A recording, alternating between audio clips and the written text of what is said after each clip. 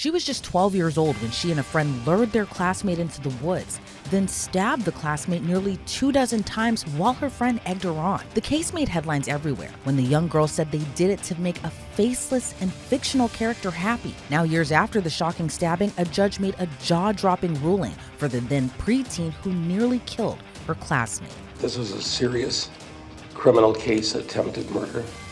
There are two defendants in the case. Both were children at the time that it happened, 12 years old. The victim was a child. Morgan Geyser wasn't even a teenager yet when she and her friend Anissa Wire lured their classmate Peyton Lautner to a park in Waukesha, Wisconsin. It was there Morgan stabbed Peyton 19 times while Anissa egged her on. The two left Peyton to die inside that park, but she was able to escape and flag down someone who called 911. When authorities caught up to Geyser and Wire, the two told police they did it to earn the right to be servants of this sinister but fictional character, Slender Man. They told police they feared the tall and faceless character would harm their families if they didn't carry out the attack. Thankfully, Peyton survived. Meanwhile, Geyser and Wire were both charged in adult court with first-degree attempted intentional homicide. In December of 2017, Anissa Wire was sentenced to 25 years in a mental hospital after pleading guilty to being a party to attempted second-degree intentional homicide. However, Geyser was convicted, but found not guilty by reason of mental disease or defect, and sentenced to up to 40 years in a psychiatric hospital. In 2021, Anissa Wire was granted supervised release after only spending 4 years in a mental hospital. Under her release, she was ordered to live with her father, receive psychiatric treatment, and submit to around-the-clock GPS monitoring. But the monitor was removed in September of 2023. Now Morgan Geyser is hoping for the same. She applied for release 3 different times. Her first 2 petitions she withdrew. Then in April of last year, Judge Michael Boren denied her request. This court is satisfied by evidence that's clear and convincing that Ms. Geyser does pose a significant risk of bodily harm to herself, to others, or of serious property damage for the reasons that I've stated. Now, as she works hard, she continues to do what she's supposed to do, but that doesn't change this risk. Remember that the community is concerned with risk, dangerous risk. The community is concerned to a great extent as well with what happens to Ms. Geyser. But the primary concern in the balancing, and we talked about balancing earlier, in the Randall case, they talk about the balancing that goes on in the court's decision. The ultimate determination of dangerousness requires a careful balancing of society's interest in protection from harmful conduct against the equity's interest in personal liberty and as well as autonomy. So that's the balance. But the balance is the public interest in staying away from harmful conduct. Under these circumstances, this court's satisfied that the scales tip in favor of the public, and it tips that way by clear and convincing evidence. So in this matter, after hearing all of the credible evidence, which I'm satisfied was very well presented by both the state as well as by the defense, I'm satisfied that the petition should be denied. But she reapplied 6 months later, and it appeared 4th time was the charm. At Geyser's latest hearing for conditional release, the state called Dr. Brooke Lundbaum, who appeared virtually. Back in April of last year, Dr. Lundbaum testified the now 22-year-old hasn't thought about the fictional Slender Man for a while, but was adamant there were still concerns about her release. However, at Geyser's latest hearing, Dr. Lundbaum said she was in support of Geyser being granted conditional release. At this point, I am in favor or in support of her petition for conditional release. Specifically, I don't believe that she currently poses a significant risk of substantial harm to herself, others, or to property damage. So at the time of the index offense, there was consensus amongst a variety of professionals involved in the case that she was experiencing symptoms of a psychotic spectrum disorder that was eventually pretty consistently diagnosed as schizophrenia. The symptoms that she displayed of particular relevance were delusional ideas related to the fictional character of Slender Man, but also a variety of auditory and visual hallucinations, disorganized thinking, disorganized behavior, and instability in her emotional regulation. Were those symptoms things that were observed objectively as well as reported by Ms. Geyser subjectively? Yes. And were those symptoms something that professionals believed prompted the index offense? Yes. As of today's date, are you aware of Ms. Geyser reporting any symptoms of delusions or hallucinations or any kind of psychotic symptomology? In review of the records, the last time that she either evidenced or expressly discussed overt psychotic spectrum symptoms was in about 2021, I believe it was. So there's been a several year period now where there's been an absence of those acute or overt psychotic spectrum symptoms. Okay. I want to ask about the discussions that you have had in the past with Ms. Geyser during this period when she claimed to have fabricated the symptoms. What explanation did she give you for the index offense? So that has shifted a bit with her self-report, again, not being particularly credible within the context of this kind of conversation. She, at various points, though, maintained that she was being sexually abused within her family home and had essentially engaged in the index offense with desire to essentially escape her home life. Again, that not being consistent with the totality of information that exists. Have you ever asked Ms. Geyser why she would claim that she had fabricated those symptoms? We did discuss that during the current clinical interview for the current petition. Um, she had vocalized that it's been difficult for her to appreciate and understand the different experiences and symptoms she's experienced over time, in part due to the young age that she was when the index offense occurred, in part due to memory not necessarily being fully formed or being impacted by the severity of her symptoms over time. Also, there's been changes simply because of development and maturity, changes in her chemical makeup as she's continued to get older.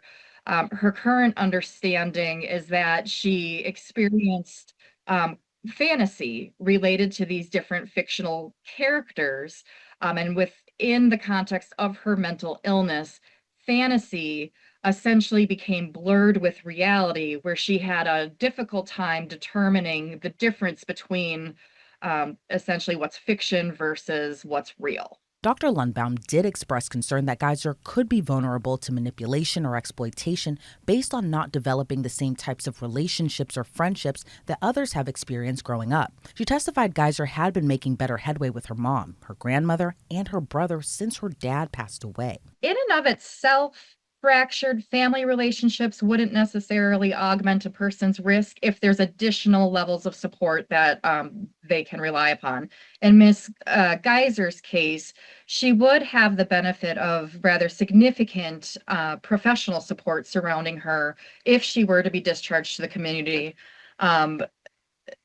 Ideally, she will continue to bridge those gaps that exist with her family members and continue to strengthen those. However, frankly, a lot of people in the community don't have great relationships with their family. And in and of itself, like I said, that doesn't necessarily suggest that she would be at higher risk for violence. It's just one factor to consider, especially when we're creating a risk management plan for her discharge to the community. Although Dr. Lumbaum agreed Geyser should be granted conditional release, she testified everything will still be a process for Geyser, and she'll likely need therapy the rest of her life. It is a process that will continue likely throughout the entirety of her life, but certainly throughout the last, whatever it's been, 8, 9, 10 months, there has been a noticeable improvement in her understanding of her mental health, how she discusses her mental health, diagnostic labels aside. Lundbaum was the only psychologist called by the state. Geyser's attorney then called Dr. Kenneth Robbins to testify. He also testified in Geyser's hearing last April. At the time, he said that she had enough treatment, and this time around was no different. Is it important that Ms. Geyser is engaged in individual and group therapy? Yes. Why is that important? Well, she has very significant anxiety issues, and she has had, I think, what can only be called a bizarre adolescence, and needs help with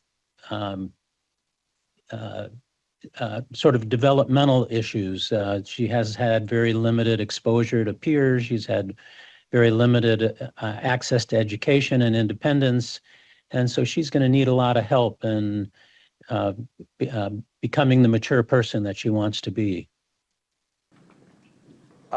What's your ultimate conclusion in this case with respect to Ms. Geyser's petition for conditional release? I believe it's appropriate. What do you base that on? Essentially that she has had multiple opportunities to be in the community and has done very well. And that I think there's nothing to suggest that she is a danger to herself or others. And I think there's very little at this point that Winnebago can do for her, and that's what they would say as well. I think it's in her interest and in everybody's interest to try to help her now become the person she can become. Well, I want to push back on that. I mean, one might say she's locked in Winnebago, nobody's being harmed, leave her there. What's the problem? What's the problem with doing it that way? It's not hurting her. Yeah, I guess there's no treatment any longer that Winnebago has to offer her that's going to be useful. So there's nothing that she has to gain by being there. Second, there's nothing to suggest that would be dangerous outside of Winnebago.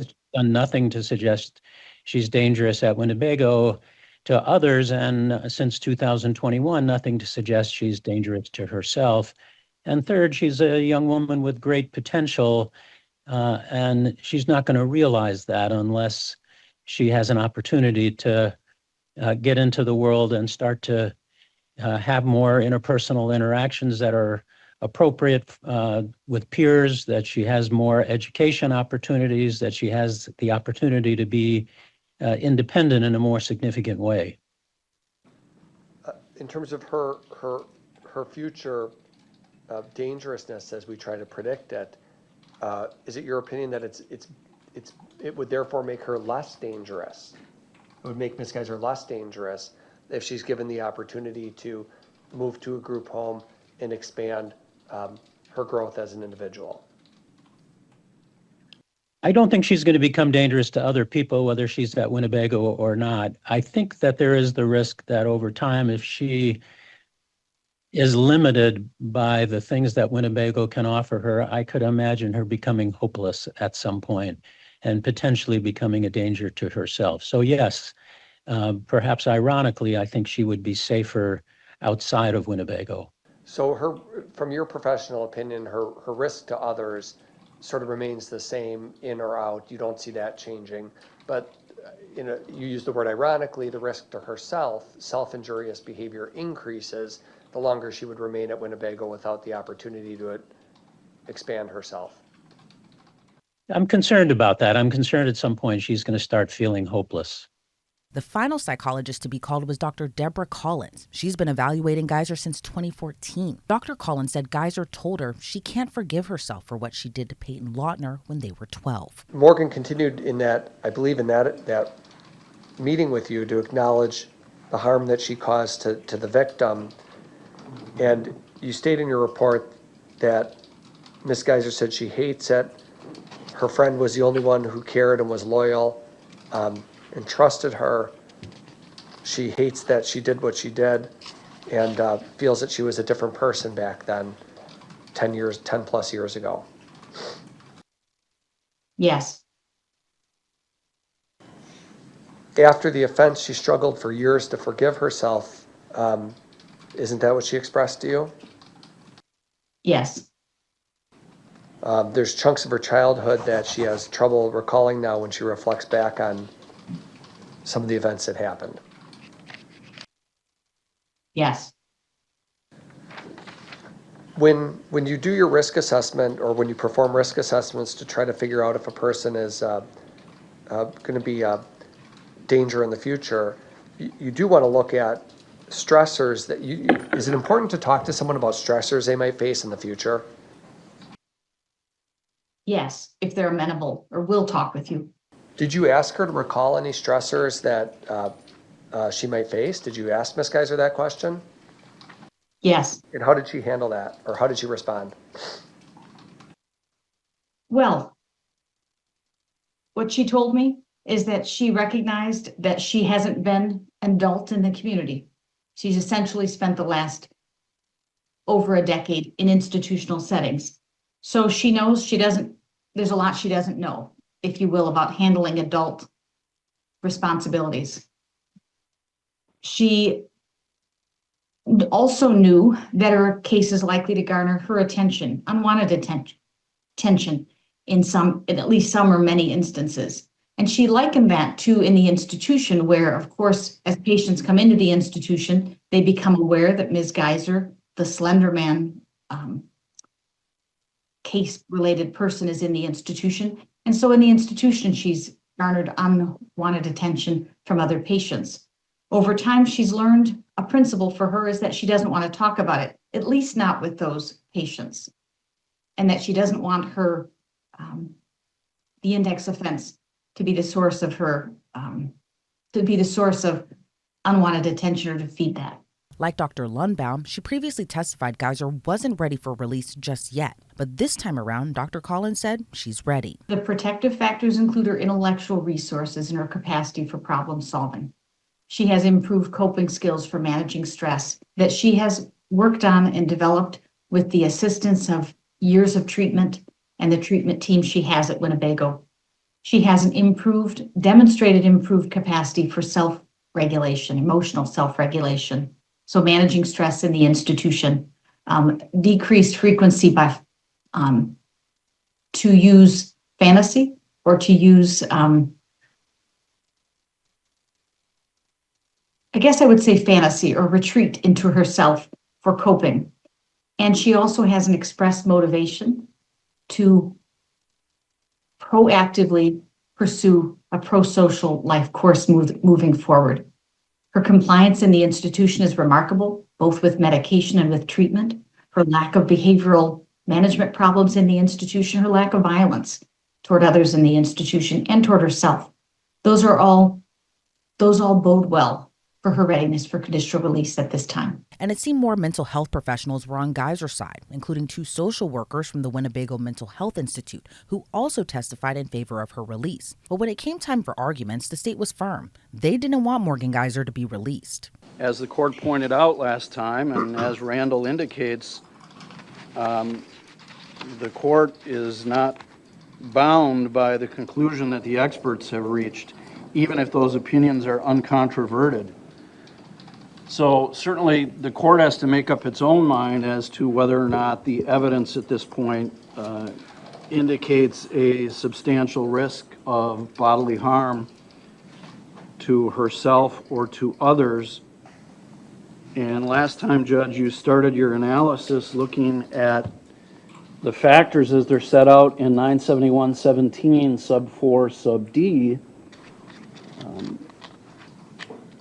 And after it indicates the court shall grant the petition unless it finds by clear and convincing evidence the person would pose a significant risk of bodily harm to himself or herself, the statute indicates the court may consider without limitation because of enumeration, number 1, the nature and circumstances of the crime. That's where you started your analysis last time, Judge, and it's the state's position that this offense alone is enough to demonstrate by clear and convincing evidence that there's a substantial risk here to others and to herself.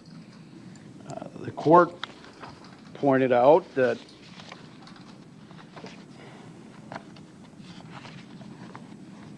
this was a brutal attempted murder. The effort to stab somebody 19 times. But then she's not dead, but then they leave. Of course, with the idea or thinking that she'll bleed to death. You know, when I think about this, Judge, I can't help but thinking most people in society are not capable of committing the offense that Morgan Geyser committed. Well, at no surprise, Geyser's attorney argued she should be given a chance to be outside the mental health facility. And Dr. Lundbaum, with that very long history, has conducted a number of evaluations and at least 2 conditional release reports, if not more. I think more than that, actually. And last time Dr. Lundbaum testified, the state called her last time as well to meet their burden of proof. She indicated that she did not support release. So what does the state do? Now, in January of 2025, they call Dr. Lundbaum again. And now their witness takes the stand and testifies under oath that based on her deep analysis in this case, understanding the statutory criteria that needs to be considered, she cites it on page 1 of her opinion, the state's own witness testifies in support of conditional release. And I think almost everything Mr. Sapakowicz just said is a red herring to get this court to be scared somehow into doing what I think is the right thing to do. The judge acknowledged the state's argument Geyser did attempt to murder Peyton Lautner. This was a serious criminal case, attempted murder. There are 2 defendants in the case. Both were children at the time that it happened, 12 years old. The victim was a child. But the case didn't resolve itself per se in the criminal field. It's not a criminal conviction. In this case, based upon the nature of the law and what happened, the court found that Ms. Geyser was not guilty by reason of mental disease or defect. Then that moves it into the commitment field, the civil field that we're addressing today under Chapter 971, in particular 971-17 of the Wisconsin statutes. So this isn't about somebody going to prison. It's about somebody being committed to a mental institution, to a hospital, and how that person functions within that, with that institutional setting. But in a stunning ruling, the judge sided with the defense. In reviewing all of the reports and the matters, I'm satisfied that under the circumstances that the great court's going to grant the release. I'm satisfied that by clear and convincing evidence that under the current set of circumstances, Ms. Geyser does not pose a significant risk of bodily harm to herself or others, or of serious property damage. Now, when I make that finding, I take into account what happened. I take into account the dangerousness of what happened back in 2014. I take into account, though, what's happened since then, in particular in the last 6 months. I take into account the opinions of the doctors, but in particular, and it's been an important analysis for the court to make, that as the Randall decision talks about, that the ultimate determination of dangerousness requires a careful balancing of society's interest in protection from harmful conduct against the acquittee's interest in personal liberty and autonomy. In looking at the Randall case and of what happened in Randall and what the circumstances were of Randall, when I contrast Randall to Geyser, there's a tremendous difference in the rationale for rejecting supervised release in that case, in Randall's case versus in this matter. When I weigh that dangerousness concept and I come back to what happened and what the progress has been, Ms. Geyser doesn't fall into the same category as Mr. Randall in his petition for release and the denial of that release. So on that standpoint, I'll grant the petition so ordered. So now what happens? Well, Geyser didn't get to just walk out the courtroom to begin her new life. The judge ordered the State Department of Health Services set up a plan to house her in a group home. The judge will look over that plan at a later hearing slated for March 3rd, where the judge will look over the release plan, which requires his approval. Reporting for Law and Crime, I'm Elizabeth Millner.